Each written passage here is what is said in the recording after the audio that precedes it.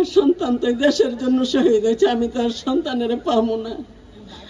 আমি চাই তোমরা এই দেশটারে ভালোভাবে বাঁচাও, স্বৈরাচার দমন করো, হাসিনারা যেখানে পাও সেখান থেকে দৌড়ে আনো, যেভাবে আমাকে কলিজাটা পুইরা যায় রে বাবা, সেইভাবে ওরে আমাকে হাতে তুলে দাও বাবা।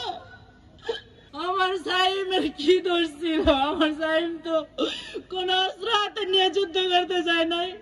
আমার সাইম তো ছাত্রদের সাথে গেছে ন্যায় দাবির জন্য। মেয়েদের লাইনে মেয়েরা দাঁড়াও, মেয়েদের লাইনে মেয়েরা।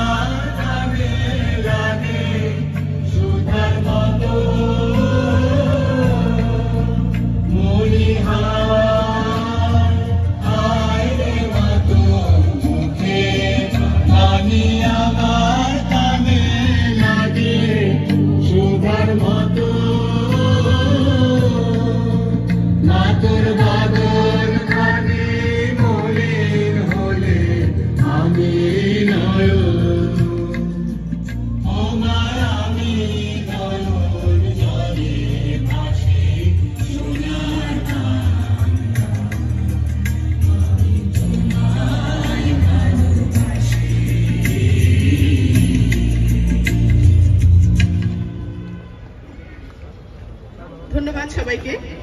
আরো উপস্থিত থাকবেন জাহিদ আহসান, নির্বাহী সদস্য, বৈষম্য বিরোধী ছাত্র আন্দোলন।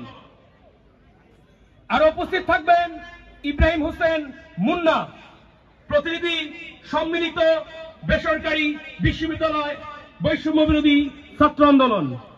উপস্থিত থাকবেন মাইদা ইকবাল শর্মী, প্রতিনিধি, সম্মিলিত বেসরকারি বিশ্ববিদ্যালয়, বৈষম্য বিরোধী ছাত্র আন্দোলন। ওরা আমার সাথে কথা বলে না, বলে আম্মু ফোন রাখো।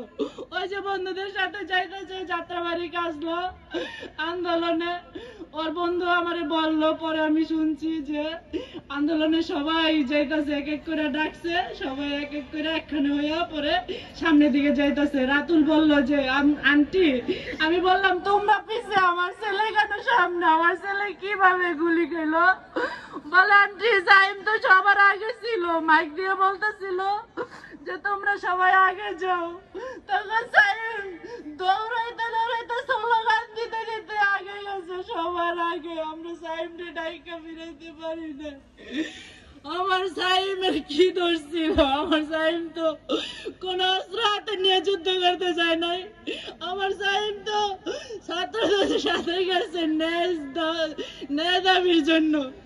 তার কোন ফ্যাসিবাদ কায়েম করতে দিব না যতদিন পর্যন্ত বাংলার মাটিতে বৈষম্য বিরোধী ছাত্র আন্দোলন থাকবে, ততদিন পর্যন্ত কোন ফ্যাসিবাদ বাংলার মাটিতে আর দাঁড়াতে পারবে না, ইনশাআল্লাহ। কি আমরা বিশ্বাস করি?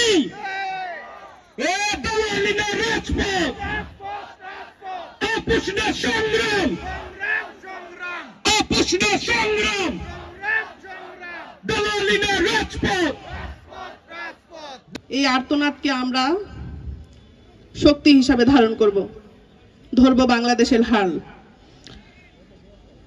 এ পর্যায়ে আমাদের মাঝে শহীদ পরিবার থেকে তাদের আর্তনাদ বলতে আসতেছে শহীদ রিয়াজ হুসাইনের মা শেফালী বেগম।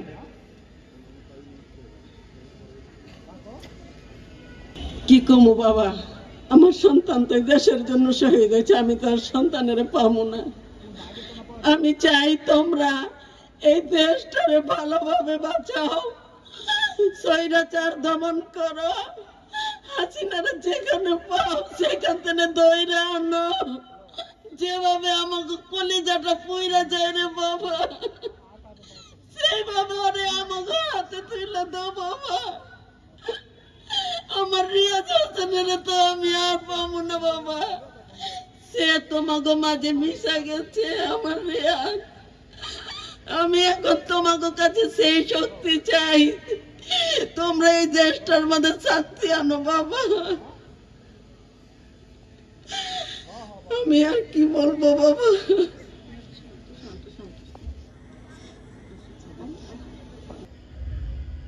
19শে জুলাই রোজ শুক্রবার আমার বন্ধু শহীদ রিয়াজ র‍্যাব 2 এর সামনে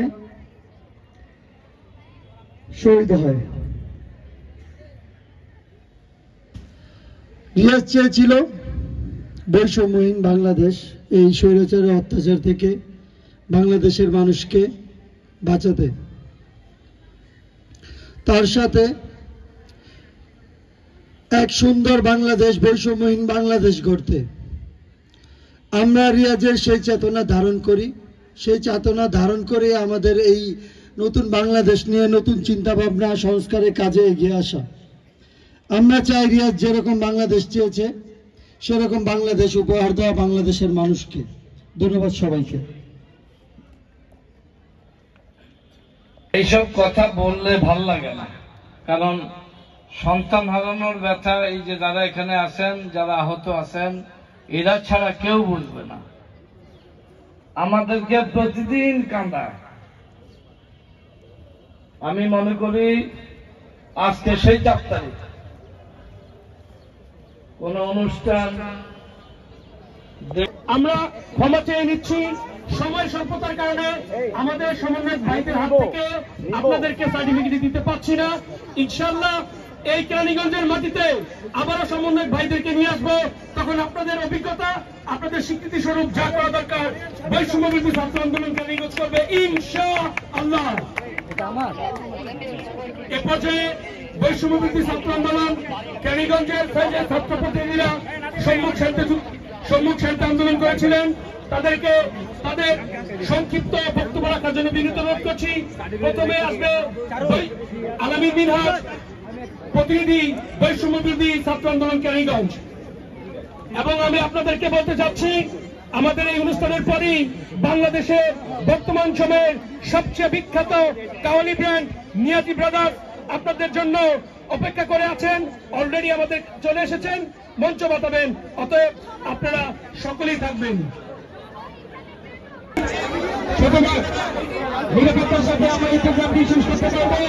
আপনাদের সকলকে অনুরোধ করবো আপনারা একটা আনুষ্ঠানিক মনোজ্ঞ অনুষ্ঠান এবং মনোজ্ঞ সাংস্কৃতিক অনুষ্ঠান উপভোগ করবেন।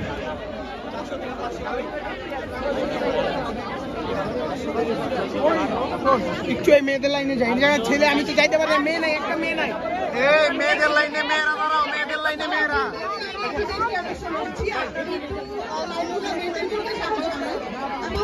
আমরা যেহেতু সবার তালিকা নিয়েছি, সবার সার্টিফিকেট বানিয়েছি, আপনারা যদি এখান থেকে সার্টিফিকেট সংগ্রহ করতে নাও পারেন, সার্টিফিকেট সম্মাননা আপনাদের বাসা অবধি পৌঁছে দেওয়ার দায়িত্ব বৈষম্য বিরোধী ছাত্র আন্দোলনের। কোনো টেনশন নাই, একটু ধৈর্য ধরেন, লাইন মেনটেন করেন, আমাদেরকে সুযোগ করে দেন সুন্দরভাবে সার্টিফিকেট সম্মাননা আপনাদের হাতে পৌঁছে দেওয়ার জন্য। এবং যারা তাদের নাম রেজিস্ট্রেশন করতে পারেননি সময় স্বল্পতার কারণে